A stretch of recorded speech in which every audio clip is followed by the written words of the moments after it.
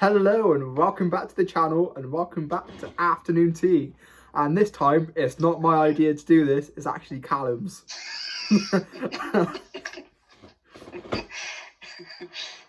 Well, I think we just decided that if we had stuff to talk about, we'd talk about it. So. Yeah. So we got to start off on. Wow, I say we. I mean, you got to start off on wandervision. I basically when I saw the trailers, I was a bit on the fence. I mean, it looked cool, but I wasn't 100% sure what the hell it was actually going to be about, because it just looked a bit, well, bizarre, I think is a word I can think of at the moment. Yeah, definitely. Because the trailers didn't really give you an idea of what you were going to expect. So nope. It was a bit like, okay. But I really enjoyed it, actually. I've got to say, it's really unique. I've got to say, the first episode, it was a bit hit and miss. Like, it was slow to get us started, but once you got onto the second one, like, things started popping up and it was like, oh, okay, it looks quite good now. Yeah, the first episode is... A lot of people didn't like it, and I can see why, because it didn't really have anything mysterious, apart from the ending segment. Other than that, it was literally like you were watching a 50s sitcom. Definitely. Which a lot of people wouldn't have normally watched some of that. I mean, I haven't personally watched any, but I know what a 50s sitcom would have been like. Yeah. And it did, to be fair, it did feel at times like you were watching something like that. But the episode 2 was just really, really good, and there's something more going to happen. And I think it's going to be a really good show. Things started coming in, which was like, ooh, okay, that's actually not too bad.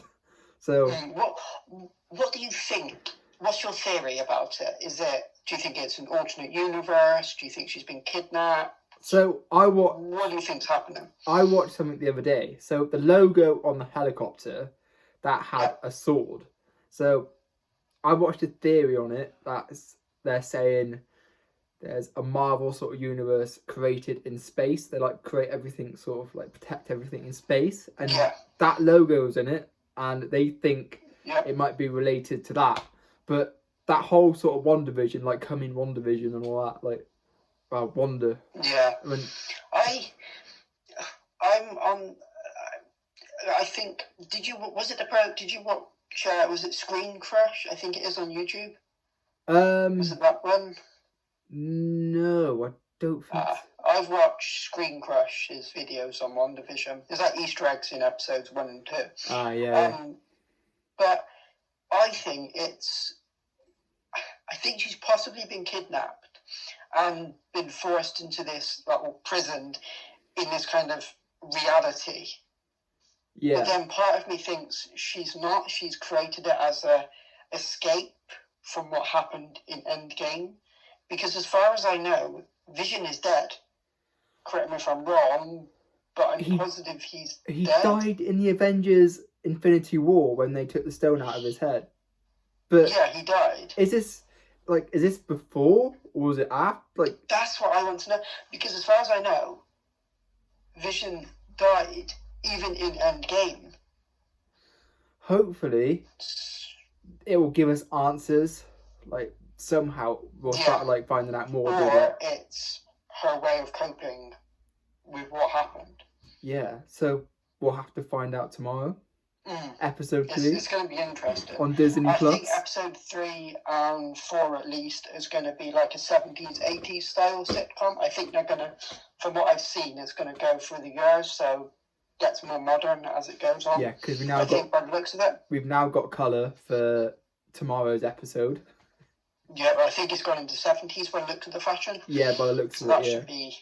I like how in the first series it was very single camera.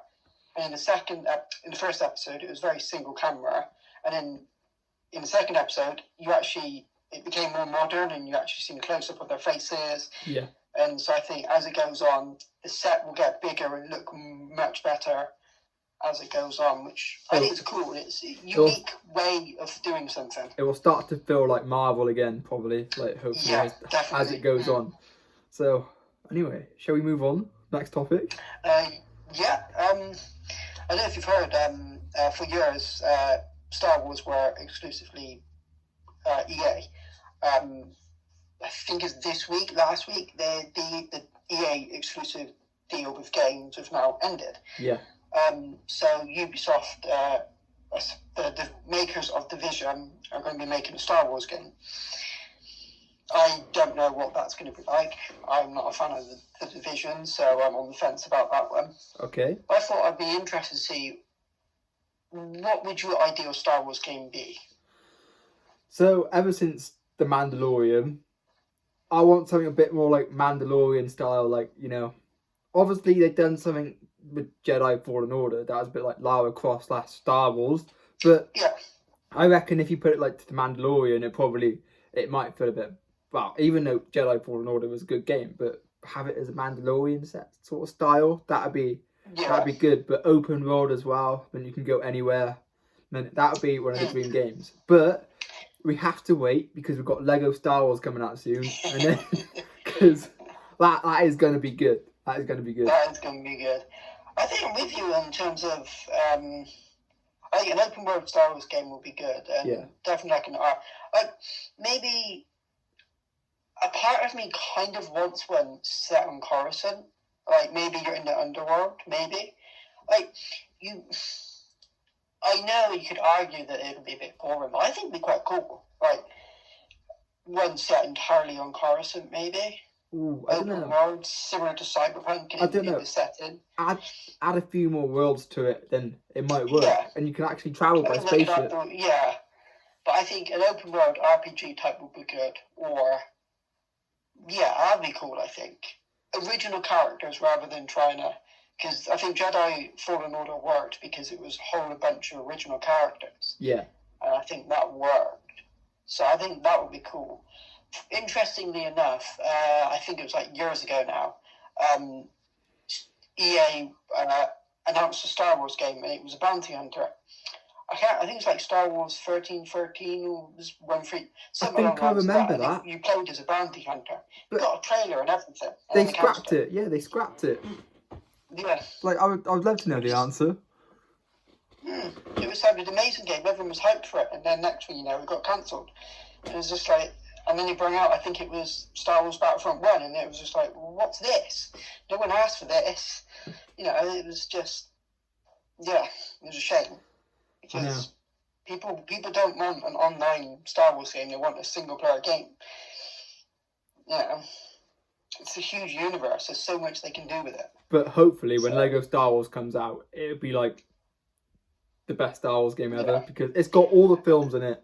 Like, it's a third-person shooter as well, which is going to be amazing. And like open world. I mean, even though you're Lego, but it's a Star Wars game, and it's going to be amazing. It's going to be good. It is going to be good. I hope it's amazing. Talking of games, the new Harry Potter game, Hogwarts. Well, I forgot what it's called now. Hogwarts Legacy, I think. That's been delayed till next year. What? Which is, it's I'm positive it's been delayed to next year. Oh no, that looked quite good as well. Hogwarts Legacy, I was right. It's been delayed to 2022. I mean, it makes sense though. When you look at the games that have been released this year, last year, it hasn't been the best. Take some time. Like, it hasn't been the best at the moment. Take Cyberpunk. Yeah. Even though it wasn't as bad as people made it out. Like, graphically it's not that great on the original Xbox and PlayStation, but it's playable. I mean, I don't care about graphics. As long as the gameplay's good and the story's good, which in my opinion it is, it's fine. There's a few little bugs, but they got an update coming out in the next couple of days. So, and then another one next month. So hopefully it'll start getting better. Since launch, we've had yeah, since it came out in December and to now, yeah, they've improved on it. It is much better since its original release, and they've come out and apologized, and they've done more than other companies has done already. Bethesda with Fallout 76. I mean, that was atrocious, and yet no one took up a fuss about that. Like, it annoys me in that sense that everyone's hating on CD Projekt Red, but like, they're fixing the game.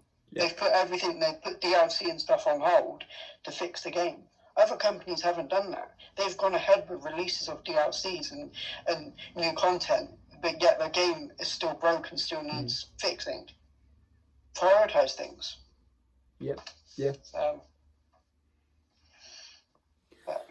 Anyway, we're still on gaming. How's Assassin's Creed going along for you? Now you've like got into it.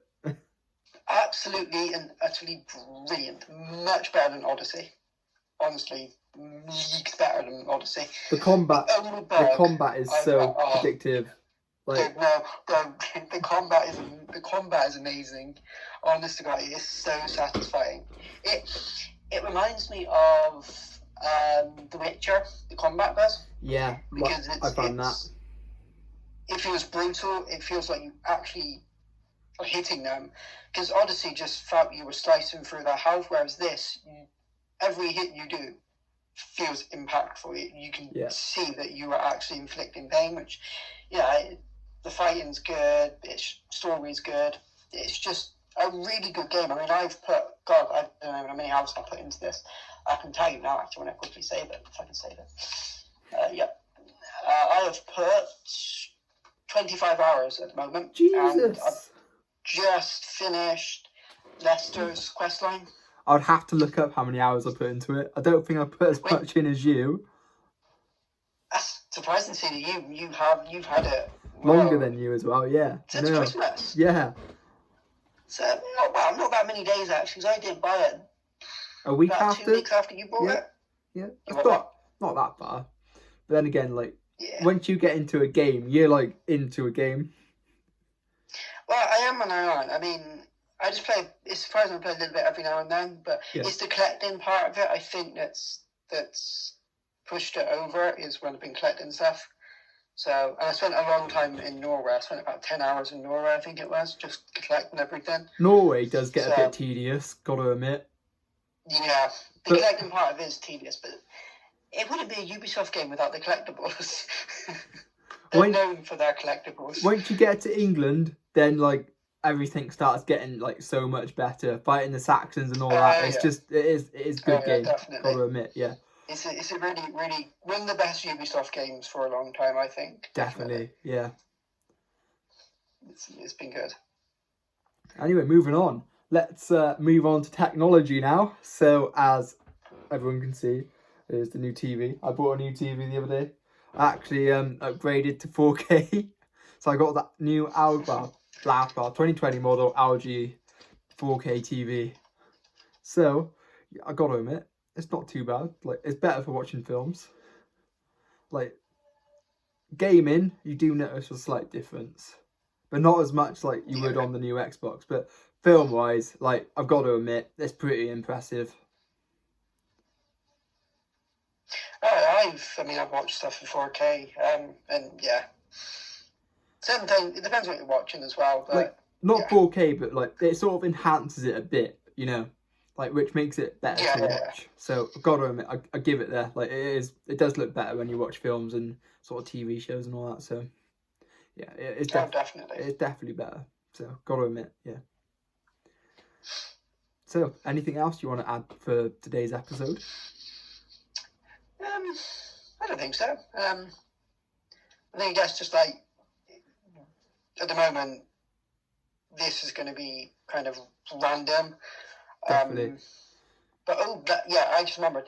So, in WanderVision, the second episode, when Vision gets drunk because of the gun, when I see him, the first thing that comes to my mind is the Doctor.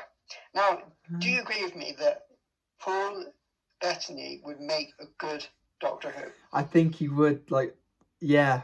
Is he He's British as well, isn't he? He is British American, they class him as, but yeah, he's done a lot of British shows as well. Yeah. And movies, so yeah. It was just seeing him when he was drunk. It was just like I was looking, I was like, he was funny. He reminds me of the Doctor. He was funny. He made it funny. He can be serious and he can do funny. I think he'd be really good. Yeah, I think it would fit in person perfectly. Also, but whether he's too busy. Don't know what they're filming, but in Lydney at the moment, Tourist Crafts, they're starting filming again. Sex Education. Is it Sex Education?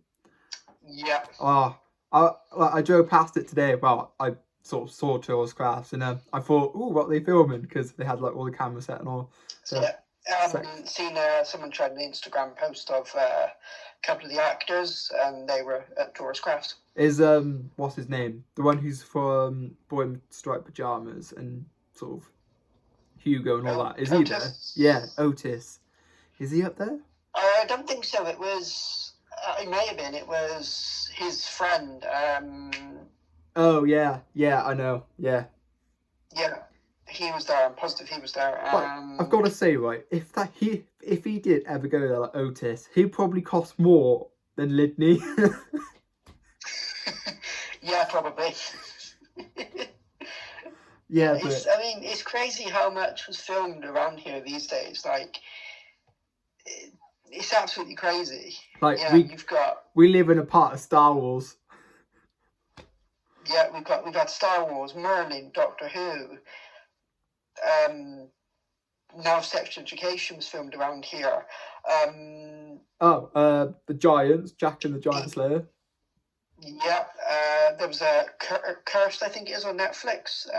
That's another one that's filmed around here. I think I know. Also, gotta say this, even though it's a game, even Assassin's Creed now, classed as shifts now Assassin's Creed. It's got Forest of Dean, Clear Our Caves, Puzzle World, it's all in there. You know, it's great. It's great to see our place being in His Dark Materials. That was filmed in Forest of Dean as well.